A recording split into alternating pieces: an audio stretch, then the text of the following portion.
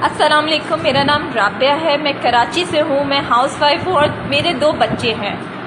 मेरे बच्चे को एपिलेप्सी का इशू है, जिसे आप आसान अल्फाजों में फिट्स कह सकते हैं। मैं किराए के घर पे रहती हूँ, जिसका किराया 20,000 रुपये है।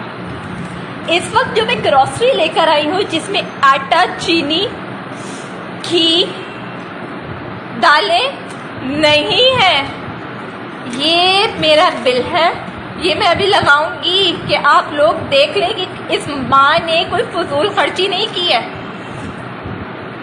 इसको देखें कि इसमें आटा, चीनी, घी कुछ नहीं है। बच्चों को क्या भूखा मार दूं? उसके बाद माशाल्लाह मेरा बिजली का बिल यूनिट है हमारे जिसमें इस पाकिस्तान में, इस कराची में, इस एरिया में लाइट नहीं होती। यूनिट है मेरे 556 यूनिट, जिसका बिल है 15,560 रुपये। बताओ कहाँ से पे करूँ? रेंट पे करूँ, ग्रॉसरी लेकर आऊँ, बिजली के बिल दे या टैक्स पे करे तुम लोगों को कि तुम लोगों की जेबें भर जाए। मेरे बच्चे को फिट्स पड़ते हैं, जिसकी मेडिसिन तुम लोगों ने इन 4 महीनों में माशाल्लाह इतनी महंगी कर दी है कि वो भी पिलाना छोड़ दूं। मैं उस मरियम नवाज में, उस शहबाज शरीफ से पूछती हूँ, क्या तुम लोगों को खुदा का खौफ नहीं है?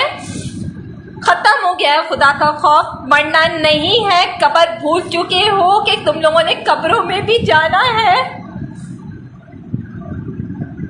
क्या तुम इन मासूमों के आंसुओं का हिसाब तुम लोगों को कब्र में पूछा नहीं जाएगा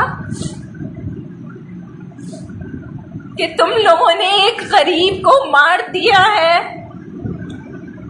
आखिर करे तो क्या करे जिसमें रोजाना की सब्जी नहीं है?